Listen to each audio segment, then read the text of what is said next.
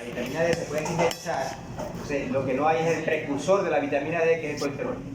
O sea, de baja colesterol, produce baja síntesis de vitamina D, o directamente no hay vitamina D en la dieta, porque eso también puede ir por la dieta. Si la dieta es alta en fosfatos, la dieta alta en fosfato interfiere con la absorción de calcio. O sea que si la dieta tiene que tener, todas las formulaciones de dieta tiene que tener el nivel exacto de calcio y de fósforo. Si no, voy a echarle mucho fósforo. Resulta que si echa mucho fósforo, interfiere la absorción de fósforo con la absorción de calcio y está perdiendo absorción de calcio. O que haya alguna intoxicación con algún fosfato.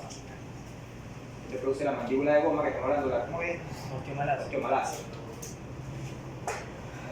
Y en las gallinas ponedoras la deficiencia de calcio produce una pérdida económica y puede producir daños permanentes, como son las fracturas. Las gallinas se fracturan, se le cambia la conformación de las patas y la gallina sufre. Bien, va a terminar.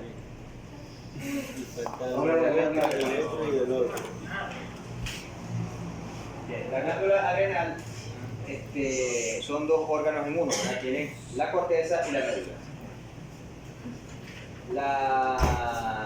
Se llaman suprarrenal en el humano, porque están arriba, porque nosotros estamos parados en dos patas, entonces los riñones quedan con la punta para arriba, entonces son suprarrenal. Pero en los cuadrúpedos no se puede decir suprarrenal porque están hacia adelante del riñón, no arriba, sino hacia adelante. Entonces, de ahí que en los animales se llama glándula adrenal, adelante del riñón, adrenal.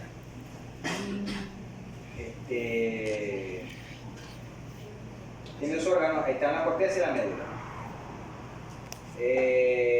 No es que solamente sean dos órganos, sino que el origen del órgano es dual, o sea que la corteza es mesodermo y la médula viene del neuroendodermo, son orígenes diferentes. Bien, la médula, la corteza se encarga de los llamados corticoides, que son esteroides que se producen solamente ahí en la corteza. Y en cambio en la médula se producen las aminas, adrenalina y noradrenalina. Bien. Una de las cosas que regula la corteza, la glándula adrenal, es la adaptación de los animales a un ambiente adverso. O sea, de ahí que ese ambiente adverso y los cambios, o lo que produce la vaca, los cambios metabólicos que tiene que producir la vaca para adaptarse a ese ambiente adverso se llama estrés.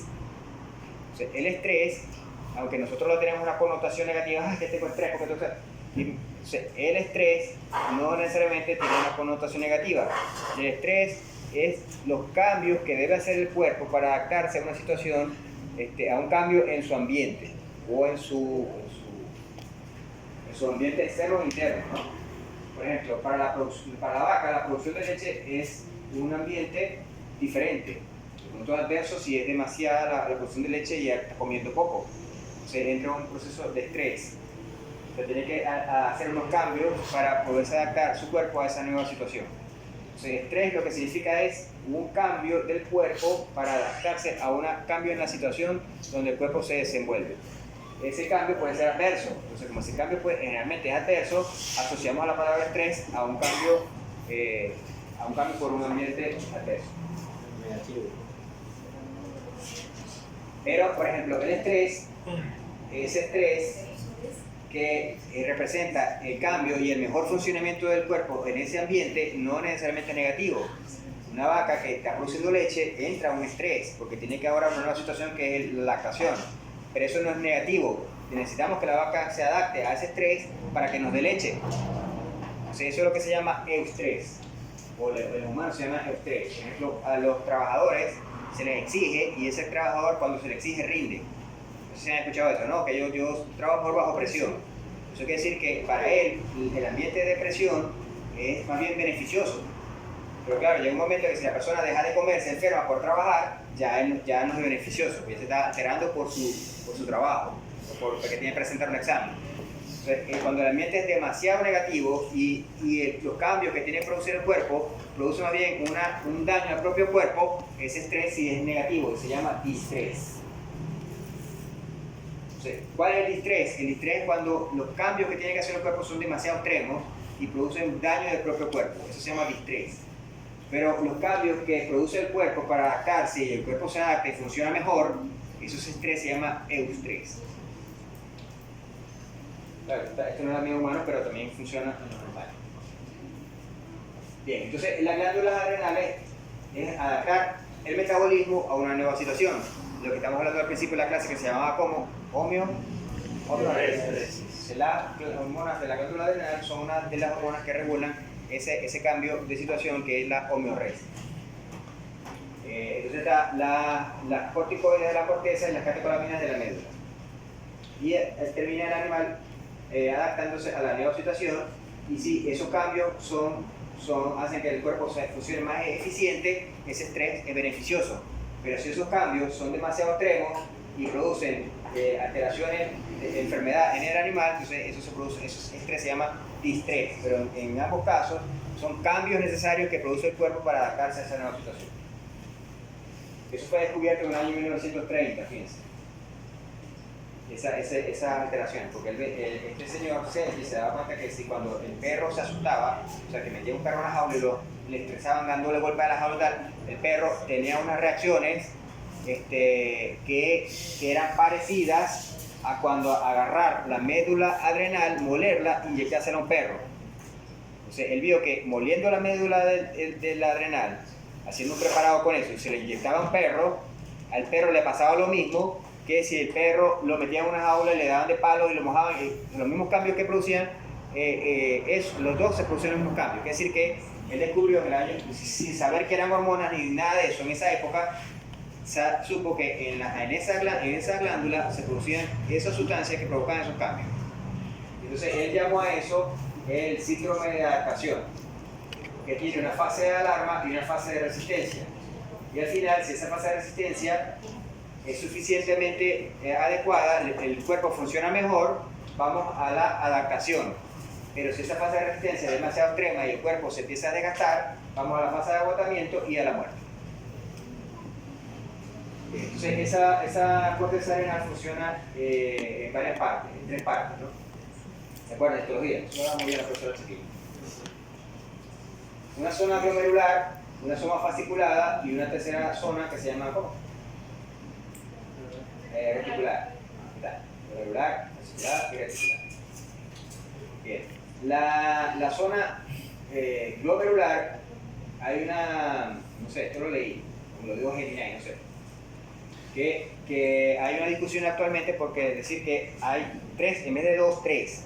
O sea que tenía la corteza externa, la corteza interna y la médula, que la adrenal debería dividirse en 3, no en 2.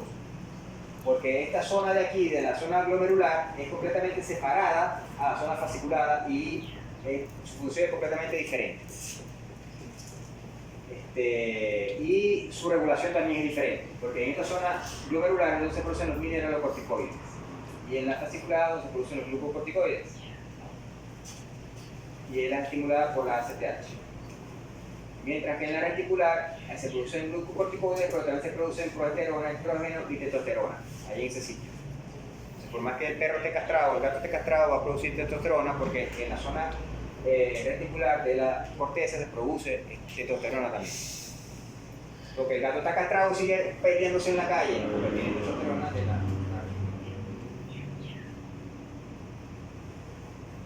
Esto al azar significa la organización de la célula, están ordenadas al azar. En cambio aquí están en columitas y aquí están como estos circulitos. Se llama volantes. Volantes. Ciclopentano. Exactamente, esa es la estructura básica de todos los corticoides, los esteroides de la glándula de corteza adrenal, está el ciclopentano. Peridofenadreno. Se llama un perro mío. Sí, ciclopentano. Puede tener 3 perros, ciclopentano, el peridro y el fenadreno, hay 3 perros. Entonces, esto viene del colesterol, y quiere decir que todos los esteroides de la corteza adrenal vienen del colesterol. Hay 3 tipos de esteroides de hormonas esteroideas que producen la adrenal, que son los mineralocorticoides, los glucocorticoides y los esteroides sexuales. Entonces, la regulación también es diferente. Esto no se puede estar. Bueno, por el metabolismo del colesterol. El colesterol para que llegue el colesterol a la glándula adrenal, el colesterol tiene que estar metido con proteínas, porque el colesterol no puede circular libre. Entonces el colesterol va metido con proteínas, y esas proteínas se llaman lipoproteínas de alta densidad o de baja densidad. Entonces estas son las lipoproteínas de low density lipoprotein. O sea, son proteínas de baja densidad. Ahí es donde está metido el colesterol. O sea que uno de los destinos del colesterol metido en las LDL es la glándula, es la corteza adrenal. Y nuestro colesterol está libre. Bueno, esto es la síntesis del cómo se sintetiza.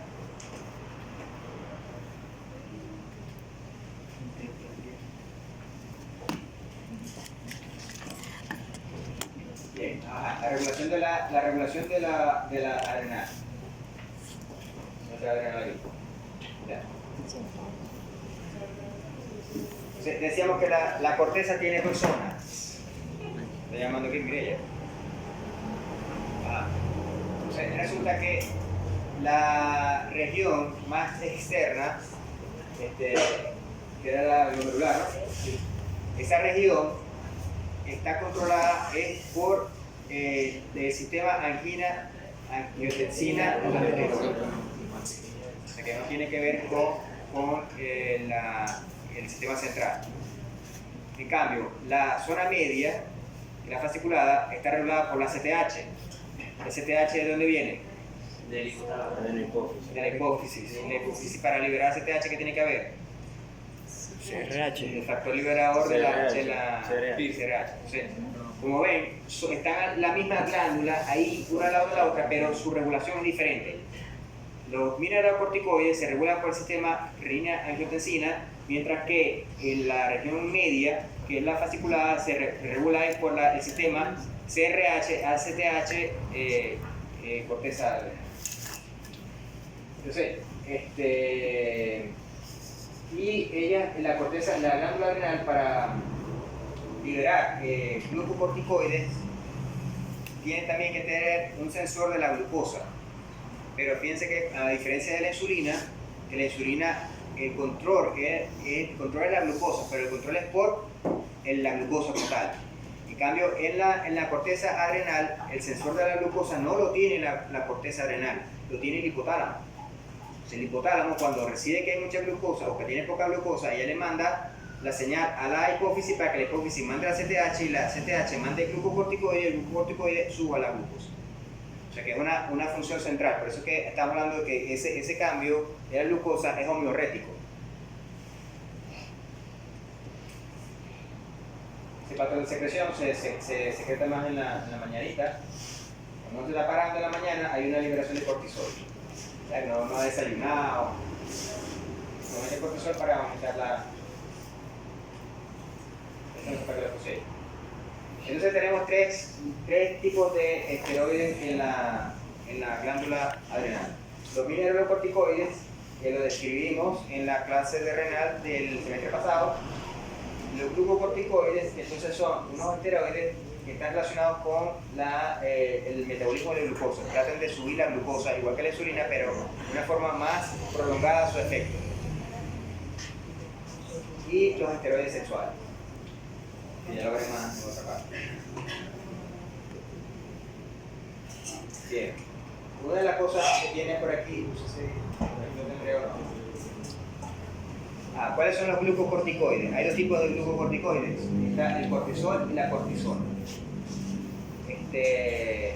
Estos cortisol y la cortisona lo que tratan es entonces de mantener aumentado el nivel de glucosa, pero ya desde un punto de vista de síntesis, o sea, como un control homeorrético, un control más prolongado. El cambio de la insulina es inmediato. Sube la glucosa, hay insulina. Baja la glucosa, hay glucagón. Son inmediatos. En cambio, estos controles sobre la glucosa son controles más prolongados en el tiempo.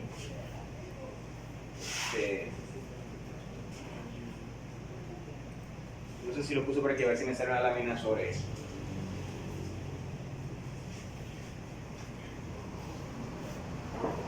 Bien. Entonces, las glucocorticoides tienden a aumentar la glucosa sanguínea, sobre todo por la vía neoglucogénesis.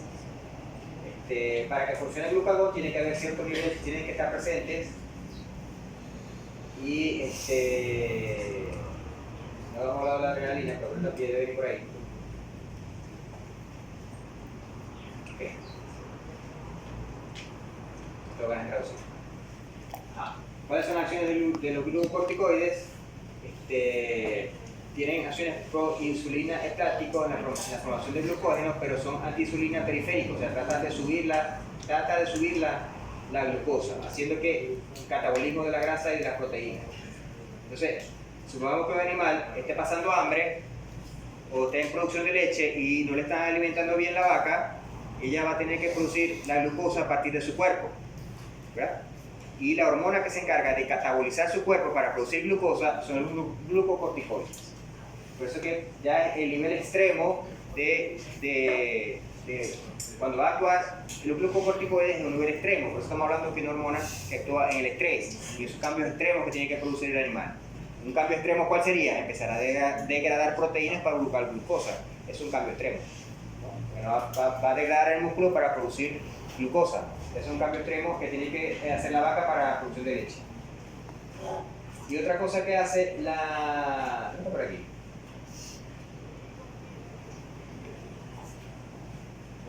Bueno, ustedes a ver la ley y la contestan el examen. Eso es lo que ustedes de aquí. Una de las cosas que tiene los glucocorticoides es su acción antiinflamatoria. O sea, por eso que se llaman antiinflamatorios esteroideos. Los antiinflamatorios esteroideos son análogos químicos al cortisol y a la cortisona. El que van a encontrar más comúnmente se llama dexametasonas. Pero no se llama dexametasona, se llama dexametasona. Entonces, esa dexametasona es un buen análogo a estas hormonas propias. O sea, que el propio cuerpo tiene hormonas que se dedican a ser antiinflamatorios. Eso son entonces las glucocorticoides. Y de ahí que el hombre agarre y se aprovechó de eso y lo produce en forma comercial para producir la antiinflamatorio esteroideo.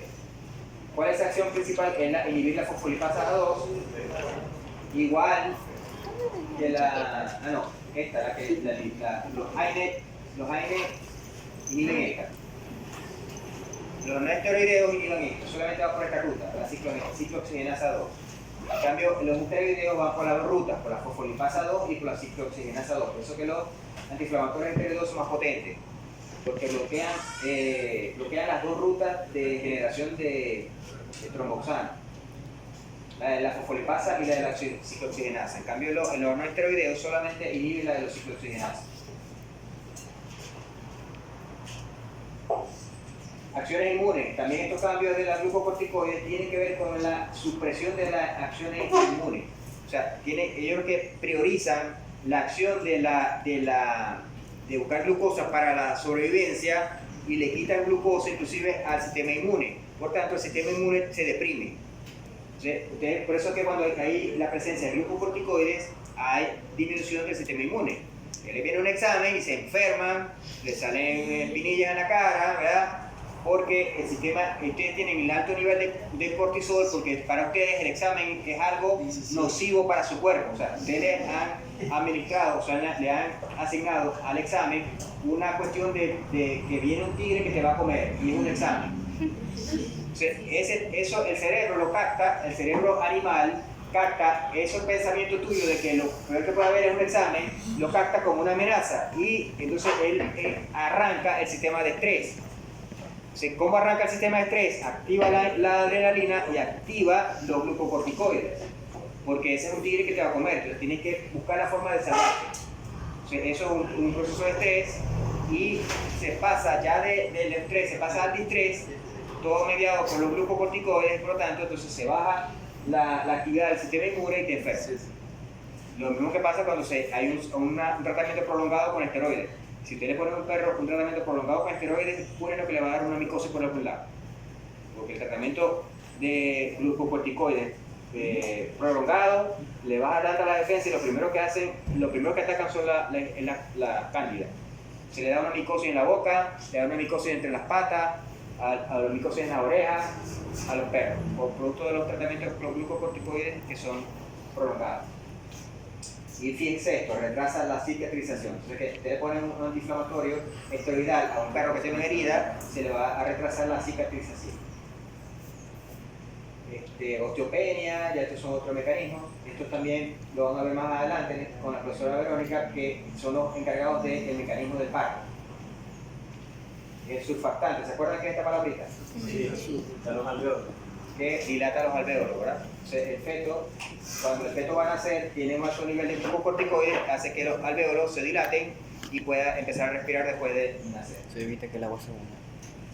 Patologías, el hiperadrenocorticismo. Hiper, ¿qué quiere decir? Que hay que hay mucha. Eso se llama síndrome de Cushing. El síndrome de Cushing es el hiperadrenocorticismo. ¿Por qué se produce el hiperadrenocorticismo? Porque hay exceso de ACTH. Un exceso de ACTH, se produce exceso de glucocorticoides, se produce el síndrome de Cushing. También puede ser que alguien coño madre le inyecte esteroides al animal, como pasa en los hipódromos. O sea, cuando aquí en la Rita había mucho coño madre. En la Rita, cuando había un caballo favorito, lo trataban de joder de alguna manera. Y una de las cosas que podían hacerle era inyectarle glucocorticoides, inyectarle desametasona al caballo. Le provocaban un Cushing y el caballo se le caía el pelo, tenía debilidad muscular, entonces el caballo perdía las carreras. Eso es un Cushing iatrogénico. Y el hipoadrenocorticismo, el hipo es bajo, ese se llama síndrome de Addison y se le llama insuficiencia adrenal. Esto, bueno, ya lo hablamos en la clase pasada, en la clase del semestre pasado de renal, hablamos de la función de la aldosterona sobre la absorción de agua y de control de la presión arterial, ¿verdad? El sistema renina angiotensivo, lo lees.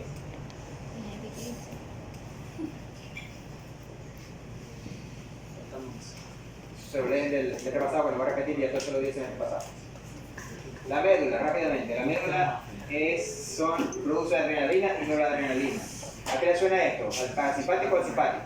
Al simpático. Al simpático. Quiere decir que la adrenal tiene acciones del simpático, pero en vez de tener una neurona presináptica y postsináptica, la médula adrenal usa la sangre. O sea, ella mete este neurotransmisor a la sangre y la sangre se encarga de llevar el neurotransmisor al receptor. Es una forma nerviosa, pero no nerviosa. La adrenalina y la noradrenalina son hormonas y Neurotransmisores. Son neurotransmisores. Son las mismas que hay en las neuronas. Pero las neuronas, ¿cómo se transmiten esas neurotransmisores? En la sinapsis, ¿verdad? No hay sangre, es en la sinapsis. En cambio, en este caso, estos neurotransmisores van a la sangre. O sea, la adrenal usa la sangre como sinapsis. Echa el neurotransmisor a la sangre y la sangre se encarga de llevarlo al receptor.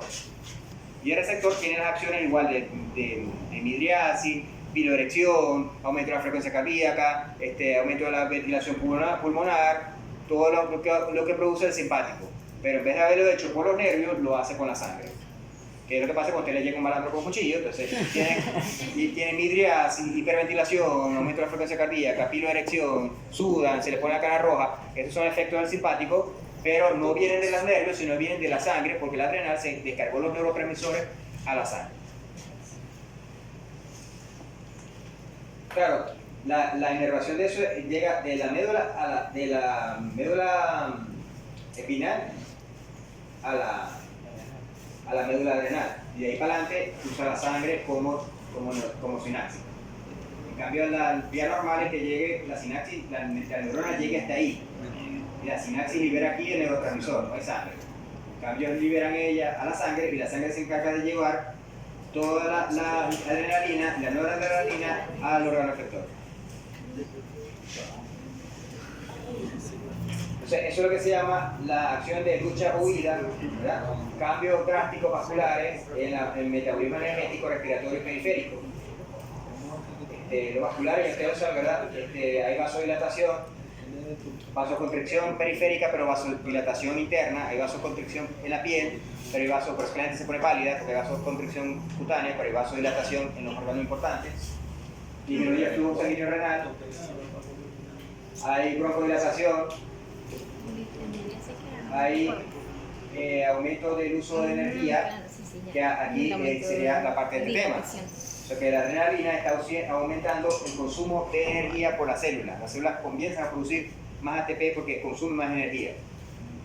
Entonces, viendo eso, los ganaderos dijeron, bueno, pero ¿por qué no le ponemos algo que se parezca a eso? Y le digo, podemos poner una hormona que se parezca a la adrenalina de tal manera que el ganado cuando coma va a usar más energía, esa energía se va a usar más y en vez de almacenarla como grasa lo va a poner como músculo, ¿ya? Porque estamos usando una hormona parecida a la adrenalina y a la nueva adrenalina que hace que aumente la cantidad de energía en el músculo. Y se lo empezaron a poner y le pusieron beta adrenérgico. En los años 40-50 eso era normal usar beta adrenérgico en el ganado para que mejorara el crecimiento, pero resulta que resultaron cancerígenos. Mucha gente sufrió de cáncer comiéndose carne hecha de animales criados con beta adrenérgico. Ya eso beta adrenérgico, por lo menos en la gente civilizada no lo usa, pero en los países donde aún no hay leyes. Esto se acuerdan también que son efectos del simpático. Y esta es todo el cuento completo. La parte de la reacción, como le estoy diciendo, el estrés son cambios que tiene que hacer el cuerpo para adaptarse a una situación nueva, como caerse. Hay dos fases. La fase primero de asustarse, ¿verdad? Y la fase de mantenimiento de esa situación. La fase de asustarse, de entrar de lleno a esa nueva situación, es el estrés mediado por la médula. Y la fase de mantenimiento del estrés es la fase mediada por la corteza, por la zona fasciculada donde se producen los glucocorticoides. Esas dos fases todo el estrés usa esas dos fases. La fase de emergencia y luego la fase de resistencia. Yeah.